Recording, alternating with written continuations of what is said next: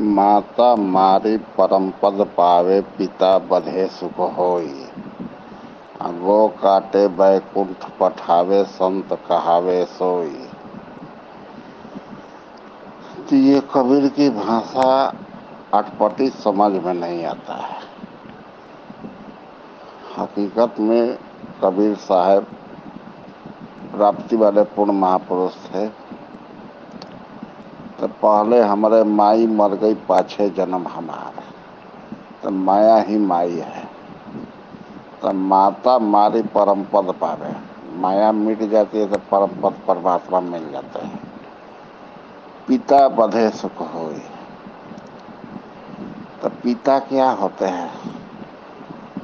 कमाकर आपको खिलाते हैं ना पिता, पैदा करके। तो ये क्या है? संस्कारवा है। संस्कार कट जाते हैं, संस्कार जीर्ण हो जाता है भजन सेवा दान से। तो पिता बधे सुख हो, मानसिक सुख मिलने लगता है। सृष्टि में 3 तरह के सुख होते हैं। नंबर 1 क्लास के सुख क्या है? आत्मिक सुख। सेकंड क्लास के सुख है मानसिक सुख।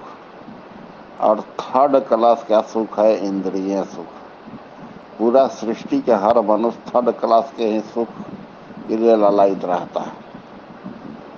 जो भी जाता जमीन वैभव में ही, अपना इंद्रिय सुख में ही वो जीता खाता, मरता जीता है। लेकिन आत्मिक सुख और मानसिक सुख ना दुनिया के कोई दौलत से मिलेगा, ना कोई ताकत से, शक्ति से मिलेगा। जब भी मिला है आत्मिक सुख और मानसिक सुख, तो तत्वदर्शी महापुरुष के सानिध्य में मिला है। उन्हीं के निर्देशन में चलकर सारे संस्कारों को जो काट लिया, मन सुख पूर्वक भजन में लग गया है, ध्यान समाधि में लग जाता है, वही सुखमना अवस्था है। सुख पूर्वक मन का भजन में प्रवाहित होना है, मानसिक सुख कहलाता है। दुनिया तो सपन में भी अन्य उलूल जुलूल अनेक तरह के आल जाल रोता जलपता कलपता रहता है, देखता है। वो करोड़ों अरबों का मालिक है, खरबों का मालिक है, हजारों फैक्ट्रियां की मालिक है, फिर भी वो जलपता कलपता रहता है। क्यों? कि उसके पास मानसिक सुख नहीं है, उसके पास आत्मिक सुख नहीं है।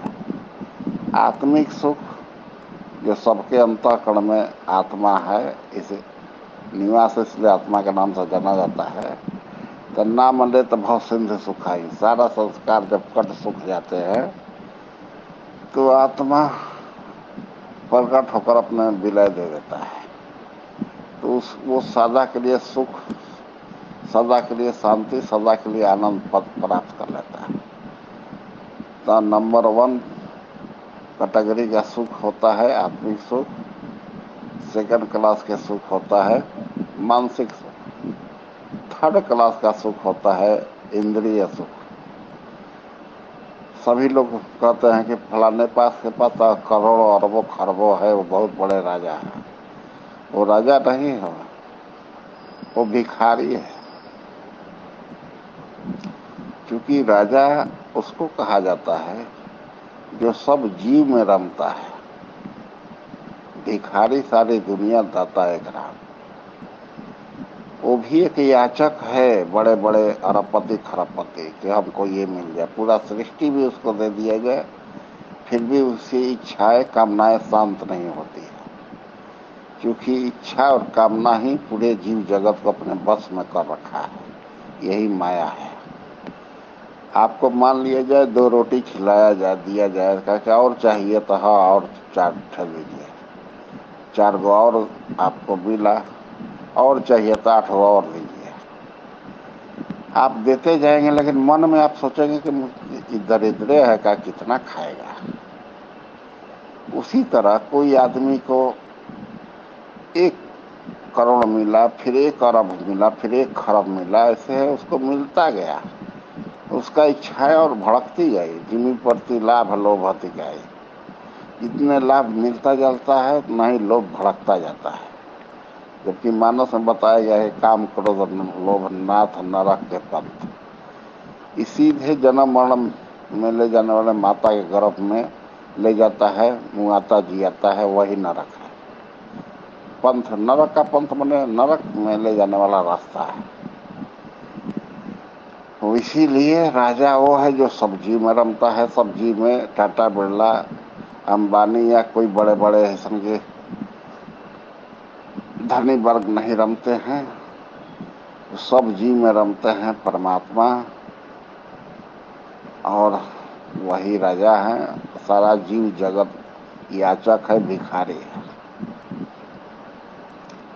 तो जिस तरह से हम अपने शाश्वत स्वरूप को प्राप्त करें, उस परमात्मा की स्थिति प्राप्ति वाले संत के सानिध्य को अपनाना पड़ेगा।